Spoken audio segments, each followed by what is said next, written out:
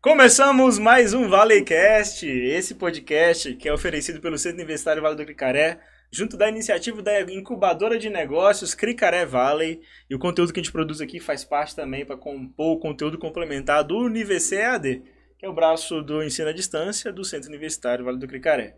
A gente está aqui com muitos honrados convidados hoje, né, Lucão? Sim. E o Lucão tá de volta, fazia um tempo já que o Lucão não gravava com a gente. Tem uns meses aí que eu já... Vai ter que se reapresentar. Bom, sou o Lucas, eu sou estudante de engenharia de produção aqui da universidade mesmo, faço parte da incubadora Cricaré Valley e hoje também estou apresentando parte aqui da Soma, mas quem vai falar hoje é o pessoal aí. Fala aí, Flávio. Opa, boa noite, pessoal. Obrigado pelo convite para a gente poder partilhar um pouquinho da experiência que a gente está tendo na área de inovação da Soma Urbanismo. A gente fica muito feliz de falar desse assunto, da importância de ser tratado dentro de uma universidade. A gente tem buscado cada vez mais se relacionar com as universidades para poder tratar de assuntos relacionados à inovação. Perfeito. E é importante que vocês tenham esse fomento aqui dentro também. E a gente também fica muito feliz por estar acontecendo no interior.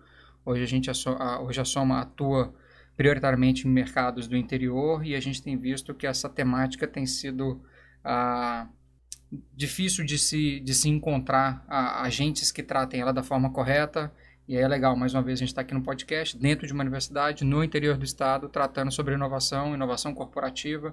Então, fico muito feliz pelo convite. Legal, o cara já trouxe o panorama. Onde estamos? Morgana, se apresentei. Boa noite, muito obrigada pelo convite. Eu sou a Morgana, sou engenheira mecânica de formação e fiz uma transição de carreira em 2021, né, da área do serviço público federal para a incubadora do IFES como bolsista, e foi ali que começou essa minha jornada no mundo de inovação. O ELI, né, o Ecossistema Local de Inovação, que é um movimento promovido pelo Sebrae, me proporcionou conhecer a Soma e a B-Button, e foi lá que eu iniciei essa jornada na Soma.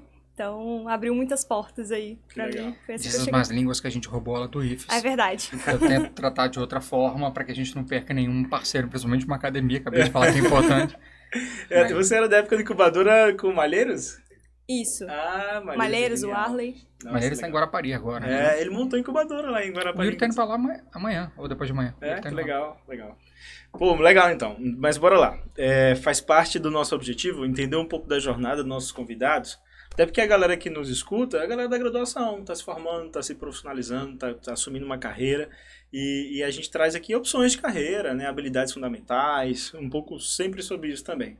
Então, antes da gente chegar em Soma, inovação, que é um case muito interessante, que daqui a pouco a gente vai falar mais sobre isso, queria entender um pouquinho sobre o início de vocês, tipo assim, de onde vocês saíram, em quem vocês se formaram, como é que vocês chegaram agora na Soma Inovação. Vocês que sabem, a gente limpa o pá. Quem fala primeiro? Deixa a Morgana começar a complementar as informações que você já deu. Eu acho, né? Sou engenheira mecânica, então fiz minha faculdade no IFES e terminei na Multivics, então desde quando eu era aluna, participava, né, dos movimentos que tem dentro de uma academia. Então, desde os projetos de extensão, projetos de pesquisa, e aí conheci um pouco da incubadora, mas na época eu era servidora do IFES também, não trabalhava diretamente com a incubadora, e foi aí em 2021 que eu tive essa oportunidade. Então, conheci o ecossistema local, conheci a Soma, a B-Button, e comecei a migrar para essa área de inovação. Foi quando surgiu o conceito do ELI, né, do ecossistema local. Foi. Eu estou nele desde a primeira reunião aqui em São Mateus, lá em 2021, representando a incubadora. Eu continuei nesse movimento, mas aí mudando, né? Trocando o chapéu. Trocando o crachá para B-Button, depois para Soma. Legal. E aí chegou na Soma Inovação. E você, Flávio, como é que foi? A minha história acadêmica é um pouco mais conturbada, tá? Eu sempre tive uma paixão. Isso ajuda talvez a explicar um pouco da posição que eu tenho hoje dentro da Soma. Mas eu sempre tive muita paixão pela área de saúde, tá? E aí falei a vida inteira que eu estudaria para ser médico, faria medicina. E aí lá na véspera de fazer a inscrição pro vestibular, me deu um cagaço, falei, não vou passar em medicina, não sou o melhor aluno da turma, certamente eu não passaria. Desisti e troquei para odonto. E aí fiz odonto. Então, passei no vestibular de odonto, comecei numa universidade particular lá de Vitória. Na verdade, eu sou de lá, né? Eu não sou daqui de São Mateus. Mas também no meio do caminho descobri que não era o que eu queria. Fiz odonto até o 5º período, então. Abandonei. E aí entendi que já tinha gasto muito tempo com teoricamente, um conteúdo que não me inseriria no mercado de trabalho, já que eu se não existe meio dentista, né? Então eu não poderia fazer nada com aquela capacitação que eu tive, aquela graduação que eu tinha interrompido. E aí eu busquei fazer um curso mais rápido. E aí, na época, não sei se já tinha muito tempo, mas parecia ser recente os tecnólogos, e eu fiz um tecnólogo. Então eu sou formado em tecnólogo em processos gerenciais pela FAESA, lá de Vitória. A Odonto eu também comecei na FAESA, depois troquei para a UFES e lá que eu me senti mais confortável, já que eu não estava pagando nada, em abandonar o curso, apesar de ter gasto uns 15 mil reais em Seria material. esse o problema? Vocês têm Odonto aqui também, não tem? Temos Odonto. É um cursaço, minha esposa é dentista de formação, acabou também migrando para esse mercado da inovação, se apaixonou ao começar a se relacionar com isso. Acontece muito. Acontece, é um mercado que cativa, mas que se a gente for olhar pela pauta que a gente acabou de provocar do meio acadêmico, se a gente olha com mais carinho para esse meio acadêmico que cria as oportunidades adequadas, talvez a minha esposa não precisasse ter saído do mundo da Odonto para inovar. Legal. Tá? Então, Isso acho é que importante. esses espaços, se eles forem bem provocados pelas instituições e pela parte privada também, porque você precisa monetizar, você precisa ganhar dinheiro, você precisa construir tua família. Então, às vezes, precisa equilibrar uma decisão acadêmica e uma decisão profissional, e aí isso acaba tendendo para um lado. Então, talvez ela não precisasse ter saído. Ponto importante, já tem uma pausa. Claro. O Flávio citou, então, só destacar esse momento, isso é muito importante. Ele citou que inovação não precisa ser formação em inovação, em processo, em gestão. Né? E inovação é cabível em qualquer área, né? Qualquer isso que mercado. E se a academia tivesse essa prática de uma forma mais incorporada, né? Era um outro profissional que estaria sendo entregue para o mercado. Sabe? Diria até melhor. A provocação tua é mais profunda, mas é isso. Hoje a gente entrega um profissional zero para muitas formações, eu vou falar pelas minhas experiências. A Odonto, que me preparou lá tanto na UFES quanto na FAESA, não direcionou nada para a parte de gestão, quiçá para a área de inovação. E na FAESA, muito menos para a área de pesquisa. Na UFES até tinha alguma questão de pesquisa que é mais vocacional para as públicas. Né? Parece que tem um pouco de bloqueio, né? Quando você fala em inovação no mercado mais tradicional, assim. Acho que a gente vai entrar nisso quando a gente for falar da Soma, que é uma empresa Exatamente. mega tradicional, pelo menos o mercado dela é. Mas eu acho que a provocação aqui está mais no acadêmico, sabe? Em se a gente olha, ou se as universidades, se as faculdades se colocam nessa posição de formar profissionais completos, não só na perspectiva da área de atuação, mas você vai jogar um cara para o mercado, velho. Você vai jogar um cara que vai ter que, invariavelmente, daqui para frente, empreender. Sim. Sabe? O mercado tem cada vez mais, e aí já agora entrando na pauta de inovação, tecnologia, tem substituído muito da mão de obra operacional, a mão de obra repetitiva, por máquinas, por inteligência artificial, e seja lá o que for criado daqui para frente. De forma que os profissionais que vão ser demandados daqui para frente, ainda que de profissões tradicionais, odonto, advocacia, medicina, vão ser profissionais que vão ter que ser mais completos na sua visão geral do que especialistas naquilo que estão sendo preparados. Então, é importante que as academias abracem pesquisa, e independente se é privado ou particular, acho que isso precisa ser trabalhado de uma forma mais eficiente dentro das universidades. Empreendedorismo, porque essa é uma pauta que vai ser requisito daqui para frente dos profissionais de mercado. Os empregos estão cada vez ficando mais restritos e essa capacidade de ver um todo é algo que o empreendedorismo puxa. E a inovação, aqui se mistura um pouco dos conceitos, empreendedorismo e inovação, mas a inovação no sentido de ver problemas de forma diferente e ter as ferramentas necessárias para transformar esse problema numa solução e ter capacidade de colocar isso no mercado. Nesse ponto aí, até vai ser como um disclaimer, que eu falei até melhores talvez, porque o cara que pensa inovação, ele desenvolve a soft skill junto, né? Não vem só com aquele conhecimento duro, a hard skill, técnico, o cara também desenvolve toda essa lógica de uma visão holística melhor do processo, né? O foco nos resultados, toda uma questão de outras habilidades que contribuem, né? Exatamente. Mas estava falando da sua formação, Isso. Volta lá. Aí eu fiz tecnólogo em processos gerenciais, é um curso de 2 anos, aí me inseri no mercado de trabalho, porque agora tinha uma capacitação que me permitia trabalhar, mas ali eu já namorava com a minha esposa, na verdade a gente já éramos noivos, e aí ela conseguiu uma oportunidade de emprego aqui em São Mateus, porque ela é daqui. Ela estudou o ensino médio aqui, foi fazer a graduação lá e voltou. E aí, como um bom pau mandado, não sei se eu posso falar essa palavra aqui, mas vocês editam depois. Bom esposo. Como um bom esposo, exato, obediente e servo da sua mulher. eu vim para cá, atrás dela. E aqui que foi a minha oportunidade de começar a trabalhar na Soma. Eu não vim para a Soma, eu vim para procurar emprego. Eu já estava fazendo controladoria e finanças, uma pós-graduação, eu fiz na FUCAP. Eu já estava fazendo essa graduação e achei que aqui me inseriria no mercado financeiro. Deixei currículos em todos os bancos, 4, né? Foi fácil também. Numa tarde eu deixei os currículos aqui. Mas numa conversa com... Meu pai é engenheiro civil de formação, apesar de ter trabalhado na ArcelorMittal, não necessariamente na área civil, né? Mas na área metalúrgica. A gente tinha percebido, e eu acho que isso veio se consolidando ao longo do tempo, que o mercado de São Mateus era um mercado muito pujante para a construção civil. No pouco tempo que eu estava aqui, nos 6 meses que eu estava antes de começar a trabalhar na Soma, na verdade foram 4 meses, eu via um volume de loteamentos, um volume de casas sendo construídas e cheguei a cogitar com meu pai a oportunidade de a gente montar uma empresa e começar a construir casa. Pensa, pô, meu pai é engenheiro civil, eu estudei gestão, pô, tudo para poder dar certo. Tá encaixando. Até que minha mãe, sabiamente, falou, mas você já construiu alguma casa? Eu falei, não, nem teu pai. Teu pai trabalha há 40 anos na Arcelor. Ele não teve a experiência de construir casa. Sabe o básico, mas não é...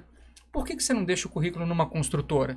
Talvez faça mais sentido do que você tentar fazer do zero. Aí foi aí que não é bem uma construtora, mas chamava Soma Construtora, tá? Talvez por isso que eu falei, se fosse Soma Urbanismo, talvez eu não tivesse ido. Mas na época que eu entrei ainda chamava Soma Construtora, isso foi em 2012.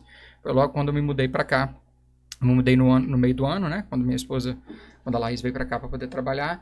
Mas lá em outubro, novembro, foi quando eu deixei o currículo além dos bancos, deixei também na Soma Construtora e comecei a trabalhar lá. Dentro da Soma, rodei vários setores, tive essa grande oportunidade também, me deixou um pouco mais completo com relação ao mercado que a Soma atua. Entrei na área de compras, apoiando a empresa nas compras dos materiais para as obras, apesar de também não ter nenhuma capacitação específica para isso, mas ali a gente tinha um escopo muito reduzido. Quando entrei na Soma Urbanismo, nós éramos em 5, contando com o Gustavo, que é o presidente da empresa, o Beto, que hoje é o vice-presidente, na época era o diretor da porra toda, né? Era basicamente isso. Exatamente, hoje ele é vice-presidente. E aí, bom, dali tive a oportunidade de apoiar lançamentos da empresa, apesar de não ter tido comercial nenhum, mas eram as oportunidades, a necessidade que a empresa tinha na época, então conheci muito do processo de vendas da Soma. A Soma me permitiu estudar muito disso, então viajei para alguns outros estados para ver outras empresas lançando empreendimentos.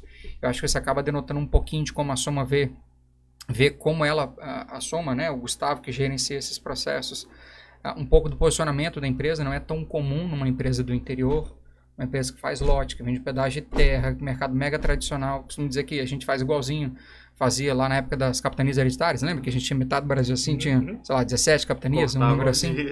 Meu professor de história deve ficar bravo se escutar que eu não sei o número, mas isso não mudou muito, sabe? Mas a Soma sempre foi muito vanguarda nos seus processos.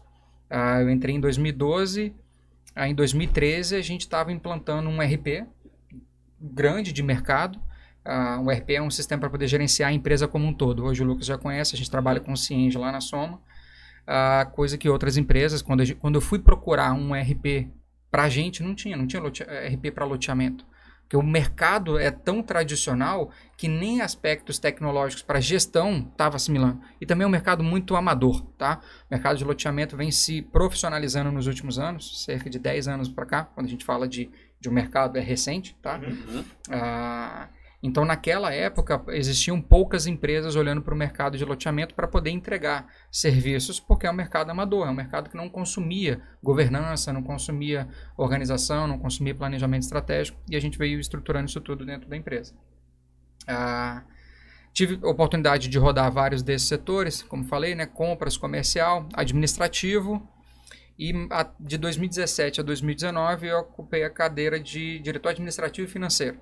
Num remanejamento, o Beto assumiu, que era diretor financeiro, assumiu a vice-presidência e eu acumulei o cargo de diretor financeiro. Mas durante toda essa jornada, eu tive muitas experiências com os outros setores apoiando algum processo de transformação digital, que na época a gente não dava esse nome. Eu era diretor administrativo, me sentia na responsabilidade de olhar para os nossos processos e tentar melhorar eles de alguma forma. Muito da implantação do RP veio nesse sentido. A gente implantou um BI em 2014, de 2014 até 2015 foi a implantação. Na verdade, vem implantando até hoje, né? Parece que esse troço não acaba. BI nunca acaba, né? Mas BI em 2014, cara. Na época, por exemplo, não tinha Power BI, que hoje simplificou muito o acesso a BI.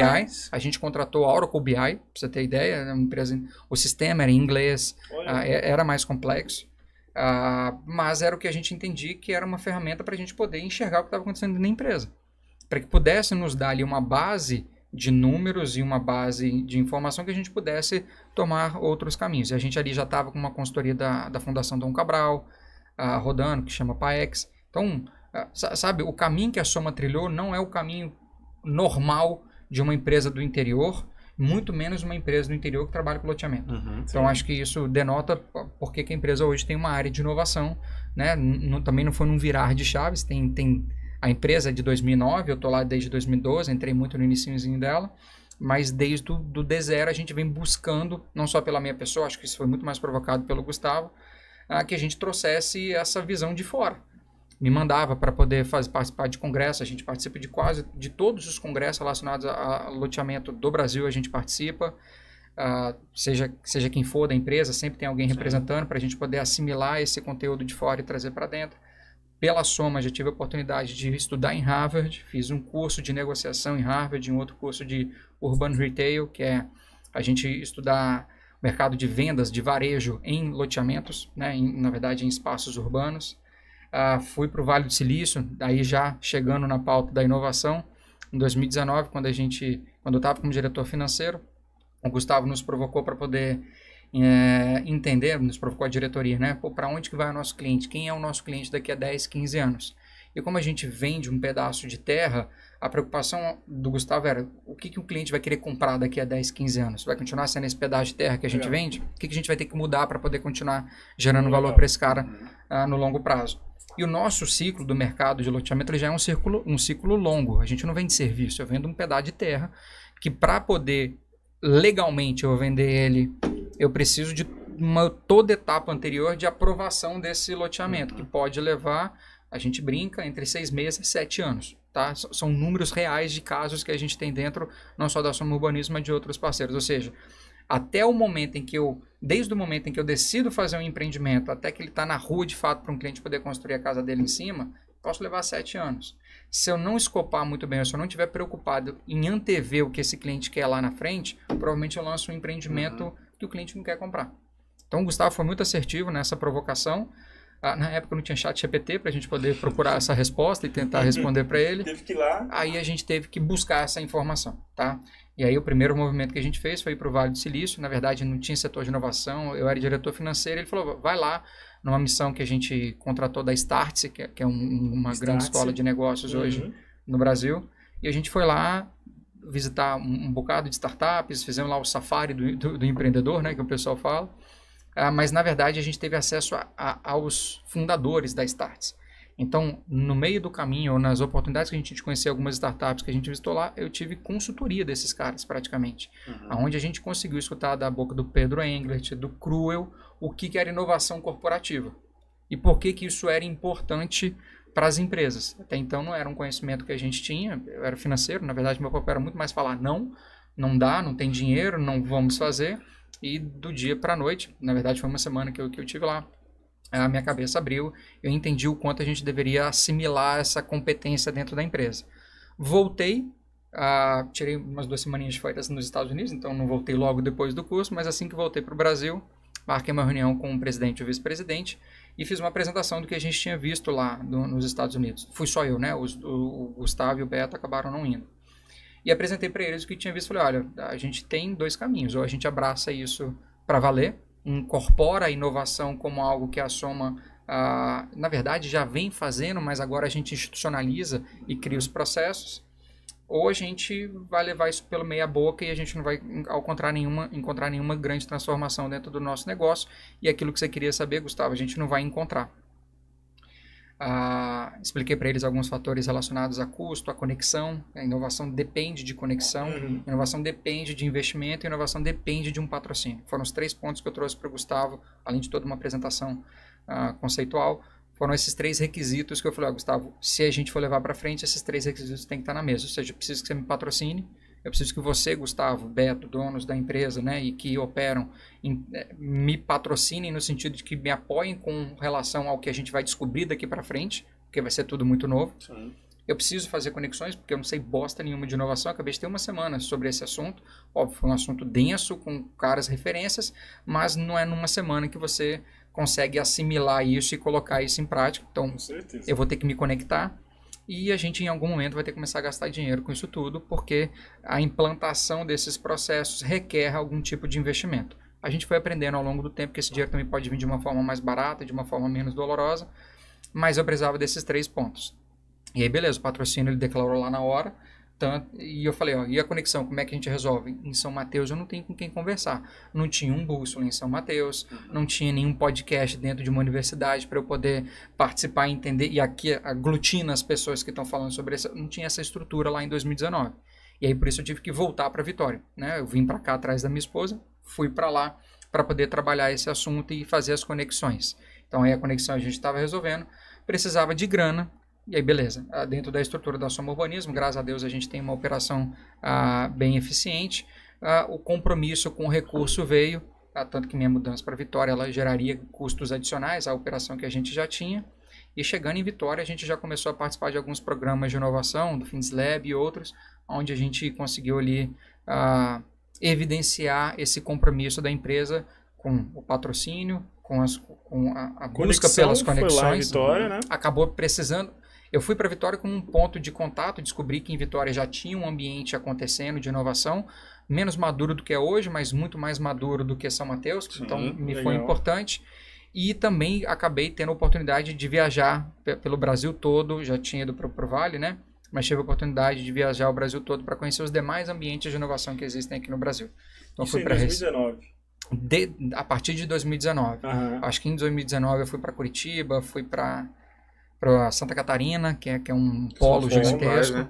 Mas de lá para cá a gente já foi para Recife, já foi para já foi para Porto Alegre, São Paulo, Belo Horizonte. Legal. São os ambientes que a gente tem mais maduros. Então você citou que o pilar de inovação me corrija se eu estiver errado, patrocínio, conhecimento e conexão, certo? Caixa, né? Tem a conexão, acho que vai vir, dentro da conexão vem o conhecimento, tá? Sim, entendi. Mas dentro de uma corporação, Aham. se a gente não o patrocínio ele pode ser traduzido de algumas formas, tá? Legal. O patrocínio é que a gente precisa que estrategicamente e top-down a inovação aconteça, tá? Top-down. Top-down. É um processo que acontece de cima para baixo. Não acontece bottom-up, né? Não acontece de baixo para cima, tá? Porque se não é comprado pela alta liderança como algo que é importante para a alta liderança, isso não se desdobra. Então, o patrocínio não era só do Gustavo, era das lideranças para que isso pudesse desdobrar em todas as camadas da empresa. A gente defende, a Morgana sabe disso, a gente defende que não deva existir uma área de inovação numa empresa. Isso é ineficiente. O que a gente quer é que exista uma cultura de inovação. Ainda que, para construir essa cultura, seja necessário a estruturação de uma área de inovação. Entendi. Mas ela tem que nascer com o propósito de morrer. Então a gente sabe que em algum momento Vai ser a gente desnecessário. vai ser demitido. Né? Não pelo chat GPT, mas provavelmente se chegarmos lá, talvez seja o nosso maior reconhecimento de que conseguimos fazer um trabalho perfeito. Ou um Genial, trabalho que gerou valor para a empresa. Genial. Então, quando eu falo da parte do patrocínio, é esse apoio estratégico, mas que também precisa estar linkado com a estratégia. Então, também não tem que ser um patrocínio de um CEO ou de uma outra liderança da empresa nas costas dele. Precisa ser um patrocínio que olhe para a estratégia da empresa e entenda que essa empresa precisa seguir um direcionamento de inovação e desdobre isso para que haja um apoio calcado no planejamento estratégico e não um apoio calcado nas pessoas, tá? Então, não é o Gustavo que tem que me apoiar, é o CEO, a partir do planejamento estratégico, consolidar as iniciativas de inovação a partir dali. Talvez até a palavra mais correta seria um investimento, né? E não um patrocínio, tendo em vista que ele vai ter um retorno provavelmente superior ao que foi gasto. Sem dúvida. No médio e longo prazo. O patrocínio talvez não seja o melhor termo, porque ele não está relacionado a financeiro, tá? É isso que eu estava assim, que você Tanto que eu falei explicando que são ficou 3, melhor né? para mim. Patrocínio, conexão e investimento, e dinheiro. Isso, Então, ele é um dos pontos, tá? O patrocínio é muito mais um apoio institucional suporte. do que, de fato, a parte financeira. Dentro da gestão de projetos, tem até um nome para poder explicar essa figura. Que no meio do podcast aqui eu vou lembrar, mas é esse papel, sabe? Não é grana. A grana é um deles, mas mais importante do que a grana, e talvez eu colocaria lá no terceiro ponto, porque hoje a gente descobriu que existem formas de Outras acessar formas. recurso que não da própria empresa, Aham. mas mais importante do que essa é o patrocínio, é o apoio da alta liderança, tá bom? Genial, E cara. que me permita fazer conexões e poder acessar recursos para poder desenvolver os projetos que forem encontrados no meio do caminho. Legal. E assim Eu surgiu. falei que eu falava pra caramba, era melhor Não, ir dando mas- uns cortes, E põe a acabou mão na o mesa. podcast. Foi uma aula já, foi legal, legal. Poxa, então assim surgiu então o setor de inovação da SOM. Né? Isso aí. Pensando nesse apoio institucional, o patrocínio, só recordando para fortalecer com a galera que nos escuta. Então, o patrocínio, depois vem o investimento, na verdade, em terceiro E perna as seria o conexões. investimento e as conexões e o conhecimento tá atrelado, né? Conexão e Isso não é o conhecimento. suficiente, mas na época foi o que a gente entendeu que era prioritário para a gente poder começar. Tá? Aham. Então não existiria um setor de inovação sem um patrocínio, sem um apoio da alta liderança, sem a gente buscar essas conexões e sem que a gente tivesse disponibilidade para poder investir nesses projetos. Legal. E deixa eu tentar trazer um pouco mais para a prática e para a realidade de outros negócios, né? Para além da Soma. A Soma é nosso case de estudo hoje. Então, Tá bom. E em outras empresas, como é que a gente faria isso? Então, assim, esse patrocínio, esse apoio institucional, ele surge, na maioria das vezes, pela cabeça, pela mentalidade, pela visão da direção, da diretoria. Se me corrija se estiver errado. Só que, aí que vem o só que. E se a diretoria de negócios tradicionais não tiver essa visão ainda? Qual seria outro caminho possível? Né? Na verdade, é bem comum que não tenha, tá? Isso Porque a aí. diretoria, muitas das vezes, são cargos que estão preenchidos há mais tempo. Tá? Sim. E aí são cargos de pessoas que talvez participaram da fundação da empresa ou participaram de um crescimento significativo dessa empresa, a ponto dessas pessoas, e eu não vou falar de uma forma pejorativa, mas as pessoas estão acomodadas onde elas estão. Então não é comum vir da direção.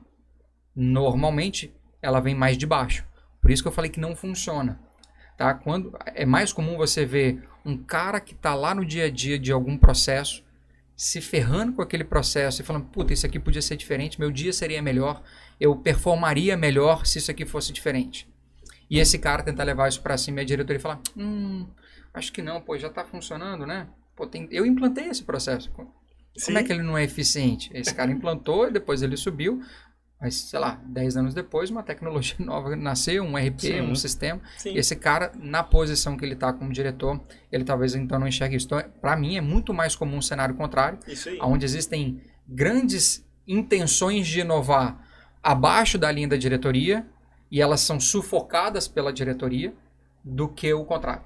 Porque se tivesse lá em cima, era fácil desdobrar. Então, a sua pergunta ela faz muito sentido, mas a introdução dela não é tão verdade. É muito mais comum embaixo do que a diretoria em cima. E aí como que resolve? Isso aí. Sensibilização. Porque eu já ia lembrar do top-down. Isso aí. Tem que se buscar alguma forma de... Se essa iniciativa estiver só rodando na parte de baixo, ela não vai acontecer. Ok? Então, em algum momento, alguém da diretoria, em algum momento, alguma liderança precisa assumir, precisa ser sensibilizado para poder começar a consumir esse conteúdo, se deixar um pouco mais confortável com o assunto e aí sim trazer e introduzir isso de cima para baixo. Tem que acontecer algum momento de experimentação que permita esse diretor mais tradicional, essa pessoa de uma liderança mais tradicional, experimentar o que é inovação de uma forma efetiva para que isso possa depois ser levado para frente. Tá? Imagino que no médio prazo, até o avançar dos mercados, dos negócios, o cara ele vai, aquele diretor, aquele líder tradicional, ele vai olhar para o seu lado, para o seu vizinho e ver, putz, está dando certo naquele cara. Deixa eu descobrir o segredo. E aí, quando ele for tentar descobrir, pode ser, né? Se foi uma inovação efetiva, como você citou, então é isso que eles fazem. Então, de fato, eu vou ter que repensar meu processo. Eu fiz uma pós-graduação na FGV de Gestão Empresarial. Fiz com o Gustavo e com o Beto, tá? Aí tinha um professor lá que falava que as pessoas só aprendem por 3 motivos na vida. Por dor, amor ou conhecimento, tá? Ou porque ele se ferrou, ou é porque ele ama aquilo que está acontecendo, ou porque ele estudou, e esse daqui é o menos doloroso de todos, porque normalmente o amor leva para dor também, tá? Então, são essas 3 formas. Então, talvez uma das formas da liderança tradicional se sensibilizar vai ser por uma dessas 3 questões, tá? Ou é de fato se ferrando, e aí a gente tem vários cases de mercado que talvez o se ferrar no mundo da inovação não tenha uma correção, porque é tudo muito rápido. Então, se você não se chegou ao ponto do teu negócio ser impactado por um concorrente que está inovando, provavelmente você corre o risco de não conseguir corrigir a rota daquilo ali. Os sinais aqui, eu vou usar exemplos batidos para que a gente possa usar exemplos que todos consigam depois pesquisar. É o da Kodak, é o da Blockbuster. Né? A Kodak nasceu e se sustentou para vender filme de foto. Né? Era aquilo. E aí não viu, na verdade, o case da Kodak, eu acho que ele é um dos mais interessantes, porque a máquina fotográfica digital foi criada dentro da Kodak, a nível de projeto. Algum desses diretores chegou e falou, isso não, fui eu que criei o filme. Você vai querer mudar isso aqui, irmão? Não, botar no celular, pô, tá doido? Nem tinha celular na época, né? Então era máquina fotográfica. Vocês não viveram isso, vocês são jovens. Eu sou mais velho, eu tive a máquina de filme e tive a digital. Aí foi boicotado internamente. Alguém numa reunião de diretor falou, não, isso não, vamos deixar de vender filme? Porra, nossa maior linha de receita é filme. Canibalismo? Exatamente. Não, guarda esse projeto. As coisas evoluem, pessoal. Alguma outra empresa pensou na mesma solução, desenvolveu e matou uma empresa que não quis acompanhar. Então, às vezes, no mercado da inovação, aprender pela dor pode ser um erro fatal. Porque, como a coisa é muito rápida, você talvez não consiga reassimilar aquilo ali. Quando a gente fala pro amor, é de fato ter essa predisposição, e aí talvez esse não precisa ser sensibilizado, a predisposição pela inovação. Talvez seja o caso do Gustavo, que apesar de não ter muito conhecimento sobre inovação, e nenhum de nós na época tinha ali uma predileção, tinha uma paixão por fazer algo melhor e atender melhor os nossos clientes e estar na vanguarda. Talvez essa seja uma forma saudável das coisas acontecerem. E o conhecimento, no final das contas, sempre é um dos melhores caminhos para a gente poder buscar essa sensibilização. Então, se uma empresa, no mínimo, tem alguma predileção, tem alguma estrutura que permite que a sua autodireção experimente um conteúdo novo, provavelmente ele consegue ser sensibilizado sem ser necessariamente pela dor. Tá? Acho que na Soma acabou acontecendo assim. Esse formato da gente sempre viajar, desde 2012, quando eu entrei na empresa, a gente participou de congresso, a gente faz cursos. Sim. Eu fiz uma pós-graduação pela Soma FGV, eu fiz participando pela Soma Urbanismo. Então, essa abertura no aprendizado, essa cultura de aprendizado, de alguma forma contribuiu para que a Soma pudesse se posicionar no mundo da inovação. Outras empresas podem olhar dessa mesma forma. É isso que eu pensei, exatamente. Então, seguir um pouco desse trajeto que a Soma seguiu é um dos caminhos possíveis. Claro que existem vários, né, infinitos caminhos possíveis, mas um seria esse, né, fazer formação, conhecimento e investir nesse sentido. Beleza, agora fala pra gente um pouco dos big numbers da Soma aí. O que é a Soma Urbanismo hoje em dia? Assim, como loteadora? Tradicional? Como negócio. Depois eu passo pra Morgana falar das partes. Ela tem vários braços, né? É. Fala da Soma geral, negócio Soma. A Soma vem se reorganizando como um grupo, tá? Um grupo Soma. Hoje a nossa vertical principal é o urbanismo, óbvio, a gente foca no loteamento, a gente chama de vaca leiteira, até lá do conceito de marketing. É a nossa vaca leiteira, é o produto que tem margem, é um produto que tem expansão, é um produto que não está consolidado, então tem um produto importante ali para se explorar. Mas a gente também já olha para mercados de shoppings, mercados hoteleiros, o mercado da própria inovação.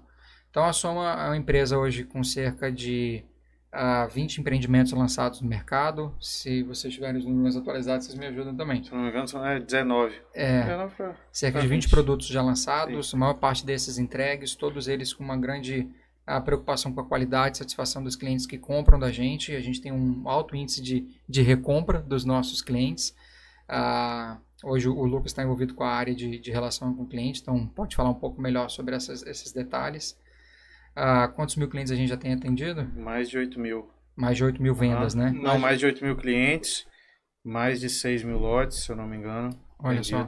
Esses 6 mil lotes dentro desses 20 empreendimentos que você citou, né? Isso mesmo. Ticket médio de 500 varia mil. bastante. A gente tem, a Soma tem algumas linhas de produto. Desde um produto que a gente não vem mais operando ele de forma ostensiva, mas um produto para classe C, para bairros mais afastados, até produtos classe AA, igual um empreendimento que a gente vai lançar em Trancoso, tá? E tem outras áreas focadas ou parecidas com Trancoso ali no litoral da Bahia que a gente acho que ainda não pode, não sei se pode comentar ou não, mas enfim, vamos deixar Trancoso que a informação já é pública e eu não estou me comprometendo com nada. Mas a Soma tem se direcionado muito para esse produto. Legal. Então eu tenho um produto desde... a gente lançou lá em Jaguaré, Riviera. 40 mil reais, hoje deve estar uns 60 mil reais, até produtos de 400, 500 mil reais. Então varia bastante. Não dá para colocar um ticket. Mas a gente, acho que o interessante de entender dos produtos da Soma, que eu acho que nos diferenciou muito do mercado de loteamento, é que a gente não tem um produto e a gente encaixa em qualquer mercado. Se vocês forem ver a operação do Alphaville, se você for ver qualquer Alphaville no Brasil, Sim. ele é igualzinho. E aí ele tenta replicar esse modelo em qualquer lugar que ele vá. O Alphaville dali do Espírito Santo, o Alphaville da Serra, né? Foi o primeiro que foi lançado, chama Jacuí, inclusive parecido com o nosso nome também. A gente tem o Jacuí. Ele demorou muito para se consolidar. Consolidar é as pessoas construírem casa e morar, tá? Que foi lançado afastado, não levou em consideração que a galera de Vitória não vai naquele trecho do contorno, não era um local quisto pelo mercado. Eles só conseguiram começar a se consolidar, infelizmente, depois da pandemia, onde muitos dos moradores mais adensados, não, quero morar em casa, não quero mais morar em apartamento, tá? Isso foi um gatilho para eles. Mas a Soma não, a Soma sempre desenhou o produto para o público em que ela estava com uma oportunidade diária. Então, os nossos produtos, eles tendem a ser diferentes, eles tendem a ser adaptados para a região e para a localidade onde a gente está lançando. Se você entrar num Golden Garden, que está na frente do Jacuí 1, por exemplo, são produtos completamente diferentes para públicos diferentes. Sim. Eu não trouxe um produto único, encaixo ele e vende se Deus quiser. Tá? É mais a gente arriscado, modela... Né? São modelos de mercado, a gente gasta mais da forma como a gente faz, porque eu gasto mais com projeto, eu gasto mais com pesquisa de mercado, então eu tenho mais custos por fazer dessa forma, mas eu sou mais assertivo, eu tenho uma velocidade de vendas maior e eu passo a gerar mais valor agregado para o cliente. Então, a gente costuma falar que a Soma tem umbigo no balcão, né? Esse é o termo que a gente mais usa dentro da empresa, e é esse umbigo no balcão que traz para a gente o feeling de, olha, vamos desenhar os produtos conforme a cada região que a gente está. Legal, essa lógica do umbigo do balcão é por causa da prática de venda? É uma referência a isso? É um termo que eu aprendi aqui no interior, tá? Eu aprendi em São Mateus, mas quem fala muito é o Gustavo. O Gustavo é do interior, ele é de Nanuque também, apesar de ter formado em BH. Então ele, na verdade, quando a gente ia lançar o empreendimento, ele falava, não, pessoal, antes da gente lançar, eu preciso lá colocar um umbigo no balcão. Antes era ele que fazia isso, hoje a Dani, que é a diretora comercial, assume essa responsabilidade, mas ele declarava, não, antes da gente lançar eu preciso colocar um umbigo no balcão, que era ir para a cidade, se relacionar com os corretores, se relacionar com possíveis clientes, entender o que era quisto naquele mercado para que a gente pudesse trazer isso para o desenvolvimento do nosso produto. Então é um termo cunhado dentro da empresa. Legal, adorei esse termo, legal. Esses são alguns dos números da Soma como empresa. Estamos quase 100 colaboradores hoje. Um faturamento, que eu acho que tem que colocar um range aqui para não poder falar os números, mas está acima aí dos seus 50 milhões de reais ano. Vem crescendo muito esse faturamento. Pela diversificação de produtos também isso faz sentido. Uhum. A taxa poderia dizer assim, cresceu 5% no último ano, 15%. Do ano para cá, para esse, a gente deve crescer cerca de 25% a 30%. Tá? Tem que esperar consolidar os números. É significativo para o mercado tradicional, pensa, não um mercado de escala. Para cada empreendimento a gente tem que fazer lembra, 5 a 7 anos, de 6 meses a 7 anos para lançar um empreendimento. A gente tem um land bank, um banco de terras muito robusto. O que é um banco de terras? São projetos que estão em aprovação. É o Marcelo, nosso diretor de aprovação, que toca eles. A gente tem muitos projetos em aprovação para que a gente consiga lançar 3, 4 empreendimentos por ano e que consiga dar essa performance de incremento da nossa receita. É uma indústria, bicho. É um processo industrial. Exato. A diferença é que a indústria não cresce 30%. Uma indústria com faturamento de 50 milhões no ano é muito raro de crescer 30%. É mais que 50, tá? Só para não falar o número exato. Legal. Mas tá para cima disso. E a Soma entende essa complexidade que é crescer. Isso não escala, né? No conceito de startup, isso não escala. Para cada incremento de receita, também tem um incremento de custo. Tá? Sim. E por isso, um pouco do trabalho que a gente vem fazendo na área de inovação, ou sei lá, a maior parte dele, é buscar adicionar linhas de receita dentro da Soma Urbanismo que tenham a característica de escala, que tem essa característica da receita descolada dos custos, e a gente tem uma operação que consegue crescer volumosamente independente de eu ter que me associar a áreas, a ter que fazer um empreendimento. Isso vai continuar existindo, isso vai continuar gerando muito valor, é a nossa vaca leiteira, mas a gente tem começado a observar e a experimentar alguma forma de geração de receitas adicionais, principalmente relacionadas a serviços que tendem a ter uma escala melhor. Serviços digitais, óbvio, senão a gente também não escala. Ah, sim. E aí isso é o que a Morgana tem gerenciado hoje dentro da Soma Urbanismo. Fala aí pra gente, Morgana. Eu fiz um gancho bom pra caramba. Thiago tá até vendo lá fora. Puta merda. Isso aí. Aí, como o Flávio falou, né, a Soma, embora ser uma empresa tradicional, desde sempre ela vem ousando muito em inovação. E esse ano, continuando nessa ousadia, né, a gente teve a institucionalização de 2 processos dentro da empresa que já aconteciam, mas não tão de forma estruturada como agora, que é o CVB, Corporate Venture Builder, e o CVC, que é o Corporate Venture Capital, o investimento em startup e a criação de startups internas. Então, falando em números, né, a gente tem uma startup sendo criada na nossa área de inovação, e essa startup foi aprovada, o Flávio trouxe, que hoje a gente tem algumas outras formas, né, de conseguir recursos para os projetos. Então, esse projeto, que é o Easy Casa, ele foi aprovado no edital da FAPES esse ano, e com ele a gente trouxe 150 mil para dentro de casa para desenvolver o projeto. Verba não reembolsável.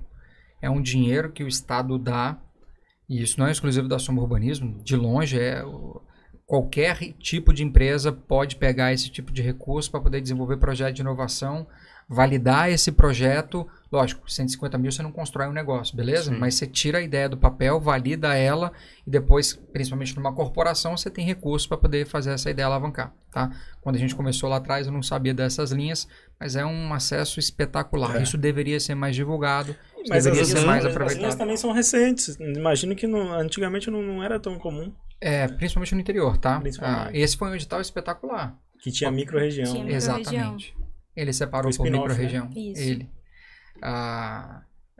Nesse edital, inclusive, tinham 2 tipos de verbas, né? Uma de 150 mil e a outra, se eu não me engano, era de 300 mil reais. Acho que era 400 mil. 400 pau que o Estado está injetando para o fomento e desenvolvimento de negócio. Esse era focado para uma empresa tradicional criar uma spin-off. Isso. Então, esse é um tipo de recurso importante. Eu estava apresentando para uma empresa lá de Colatina agora, falando sobre essa questão de recurso, e ela falou, não, eu já tenho uma estrutura, ela faz parte de uma indústria farmacêutica, que é multinacional, e tem recurso. Ela falou, Flávio, eu criei um projeto agora de 5 milhões de reais para poder transformar a minha indústria aqui numa indústria 4.0, e eu tenho esse acesso ao conselho consultivo para poder solicitar esse tipo de recurso. E aí eu embaso para eles e apresento.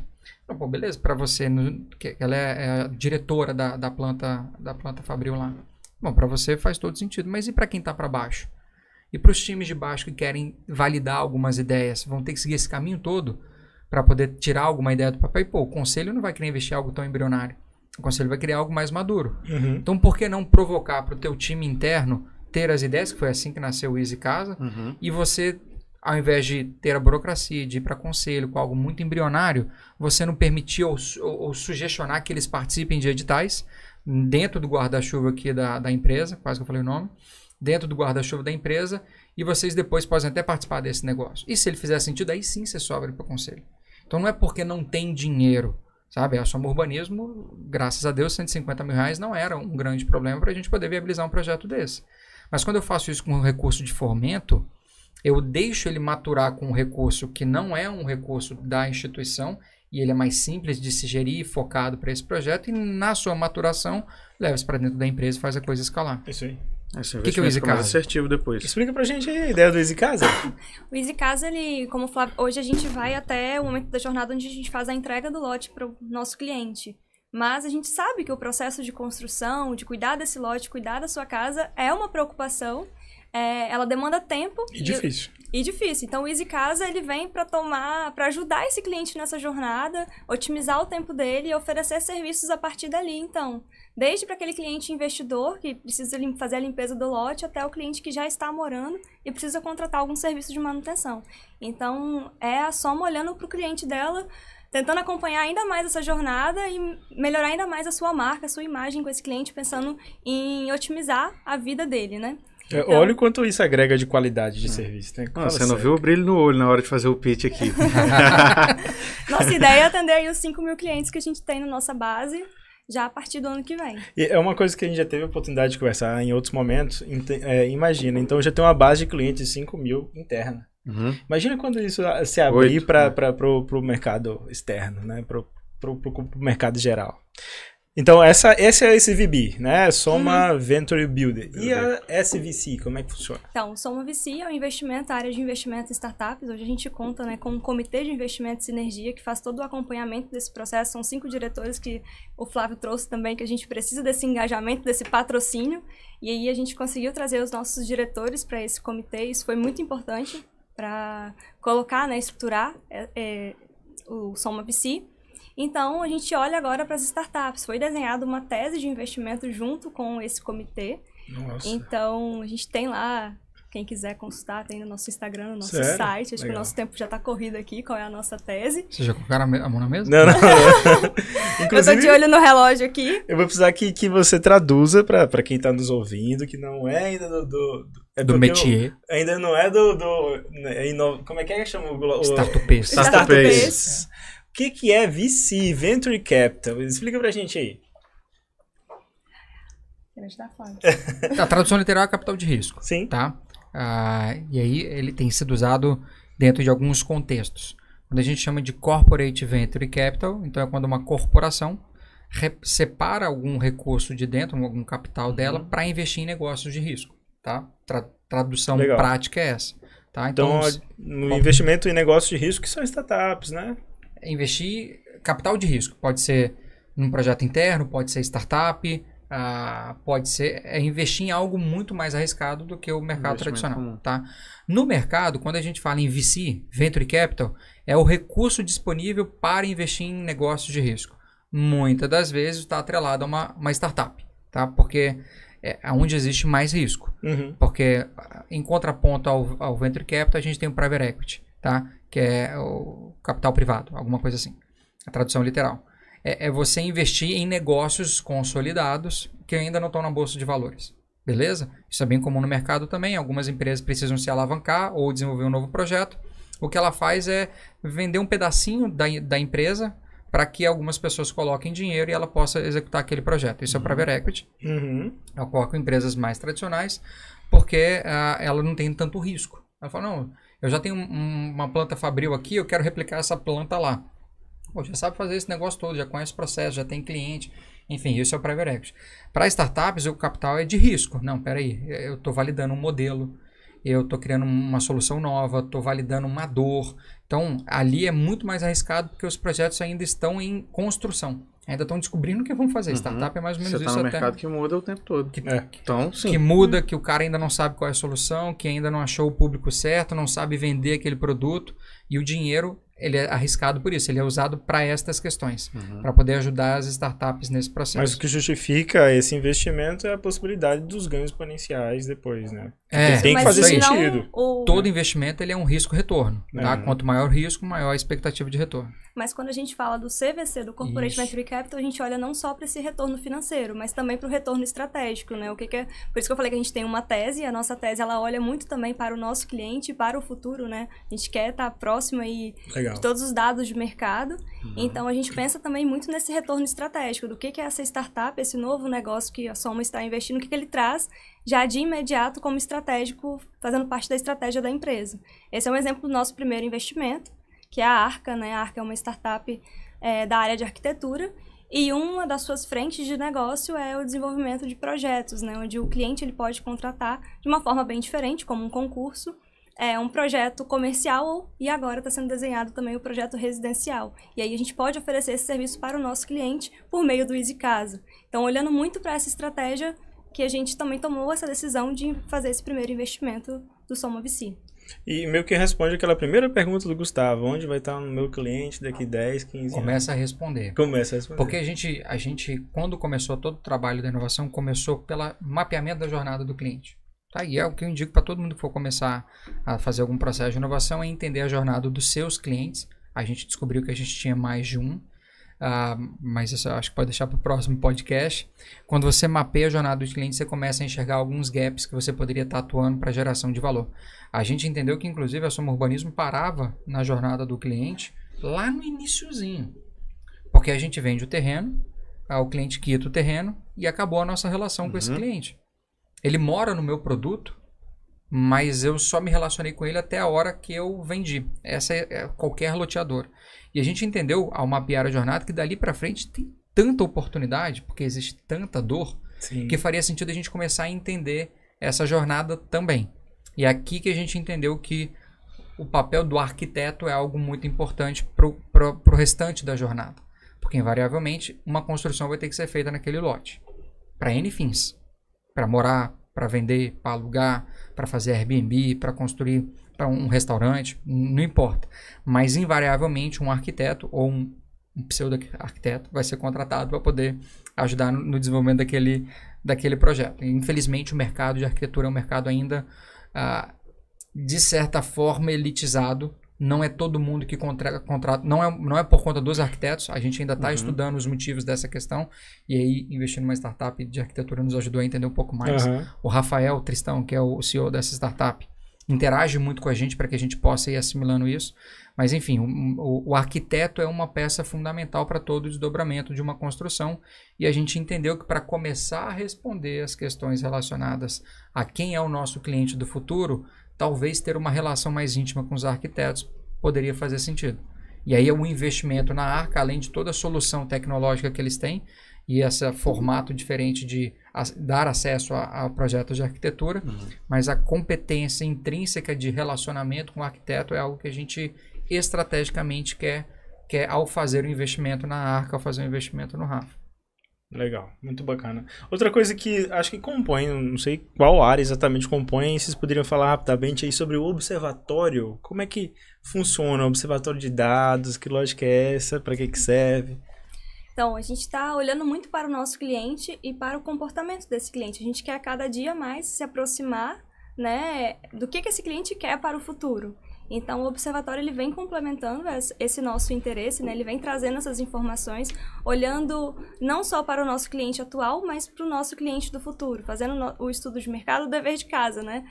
Fazendo o estudo de mercado, o que está acontecendo nas cidades onde a gente, né, pretende ter os nossos próximos empreendimentos, para trazer qual é o tipo de empreendimento que vai ser vendido naquela região, o que está sendo procurado, é uma área de lazer que eu preciso nesse empreendimento. Então, ele está buscando, trabalhando nessas informações. Acho que daqui para frente a gente vai falar ainda mais desse observatório. A gente está começando agora, né, com o Clóvis. Ele é inteligência artificial? Ele é inteligência de dados? Ele vai chegar nesse ponto. O que a gente entendeu? Em que momento da jornada do observatório a gente está, tá? Na verdade, a gente já trata dados dentro da Soma, como eu falei, desde que a gente plantou o BI lá em 2014, 2015. Só que esse BI olha para os dados internos da empresa, que acabam na quitação do lote. Eu não tenho dados nenhum dali para frente e muito menos dados de comportamento de mercado. E isso é importantíssimo para o desenvolvimento dos produtos atuais da Soma, loteamento, e os produtos digitais, os produtos de serviço que a gente pretende lançar no mercado. Então, a estratégia de criar o observatório é para isso, é para poder nos munir de como a gente melhora o que a gente já faz hoje, a nível de dados e comportamento, e o que a gente pode desenvolver daqui para frente. Tá? Isso foi implantado esse ano, o observatório é um projeto desse ano, está na mão do Clóvis, e ele vem desenvolvendo, inicialmente, um entendimento quais são os dados mais importantes para a Soma nesse primeiro momento, tá? Para que a gente comece, a partir daí, inserir algum tipo de automação de captura desses dados ou algum tipo de inteligência artificial que possa, a partir dos dados consolidados, tratados e corretos, nos dar insights. Porque a introdução da inteligência artificial, se ela não for feita de forma adequada, com os dados não tratados, com os dados não prioritários, ela vai tratar aquele lixo que você trouxe para dentro e vai te dar uma informação em cima daquele lixo. Legal. Então, a gente precisa... Pode terminar aí. Eu vou deixar um gatilho. É porque você citou o Clóvis, que está montando o Observatório de Dados, o episódio que a gente tem gravado com ele. Para quem está nos ouvindo aí, volta lá, episódio número 13. Episódio número 13. A gente está em qual episódio agora? A gente está no episódio... Episódio vai ser o 17. Legal, bacana. O episódio 13 foi com o Clóvis, que é o cientista de dados da Soma, que está tocando esse projeto aí. Legal. A gente ainda está numa etapa embrionária de estruturação do racional, mas a ideia é que a gente traga tanto uma automação da captura dessas informações, quanto a gente conseguir inserir inteligência artificial para analisar e nos dar informação sobre os dados que a gente conseguiu coletar. Aqui talvez eu possa fazer... Por favor, pode perguntar. Não, eu já Se vou... me deixar aqui, eu vou falando. A gente vai ter que marcar outro episódio com essa galera, Lucão. Parte 2. Rapaz, tem que fazer a parte 2. Vamos muito falar conteúdo. do Super App, então, só no 2? Boa. Tem Super App por vir, cara. Essa aí eu tô aprendendo também. Vamos então... deixar. Dá pra fazer um resuminho? Faz só chamada, igual novela. Faz só chamada. Deixa eu ver como é que a gente pode fazer pro corte, né? O que a gente fala aqui do corte? A Soma Urbanismo vai desenvolver o primeiro Super App relacionado ao mercado imobiliário. A ideia é concentrar numa única solução toda a gestão de um ativo imobiliário, desde da busca por esse ativo até a gestão mesmo daquele patrimônio, passando pelos aspectos de construção, aspectos de financiamento, aspectos de serviços relacionados ao imóvel. A Soma vai ser pioneira nesse mercado, a gente está desenvolvendo isso internamente, até com um desses recursos subsidiados. A gente pegou esse recurso na FINEP. A ideia é que a gente, dentro desse Super App, aglutine alguns dos serviços que a gente já entendeu que podem gerar novas linhas de receita para a Soma, mas, era o gancho que eu queria buscar aqui, a gente também vai a gente vai começar a capturar de forma estruturada os dados dos clientes que a gente vai conseguir, a partir daí, entender melhor a jornada que a gente vai ter com ele a partir da quitação. Sim. Então, quando ele passa a usar o Super App, a gente vai entregar uma série de facilidades para ele ali dentro. A gente também consegue entender melhor o comportamento dele dentro desse Super App, o que a gente vai usar para poder melhorar a experiência desse cliente, melhorar os serviços que a gente vai levar para ele, seja dentro do loteamento, sejam os novos serviços que a gente vai desenvolver. Legal. Perfeito. Massa demais. Acho que inovação corporativa foi bem ilustrada nesse nosso episódio, a gente falou muito sobre isso, então ficou claro os processos, como a gente pode estimular isso acontecer nas organizações. Deixa aí mensagens finais, como é que faz para quem está nos escutando, quem está nos assistindo, conhecer a Soma, encontrar essas inovações, essas iniciativas da Soma. Deixa aí o contato das redes sociais. Deixa eu com a Morgana, não sei nem. Eu não sei nem minha rede social. Bom, tem o Instagram da Soma, né? @SomaUrbanismo. Mas a gente também sempre tá ali, nós somos mantenedores do Bússola, então a sexta-feira do Bússola é aberto ao ecossistema e a gente sempre tá por lá. Então só nos procurar também às sextas-feiras que a gente tá lá para apresentar e comentar mais um pouquinho, trocar ideia sobre a inovação corporativa na Soma. Uma coisa que eu aprendi, eu acho que vale aqui de mensagem para todo mundo, desde que eu entrei nesse mundo da inovação, eu não nego um cafezinho. Então, se me chamar para tomar um café, se me chamar para bater um papo, eu vou aprender, eu vou conhecer uma pessoa nova, um negócio novo, vou ter a oportunidade de contar um pouquinho também das experiências que a gente vai tendo. Então, perder um pouquinho não precisa ir lá na Soma não, também acha a gente na rede social, acha a gente no LinkedIn, Instagram e chama para tomar um café. Aí a gente tem a oportunidade de contar um pouquinho mais dos detalhes e aprender um pouquinho também.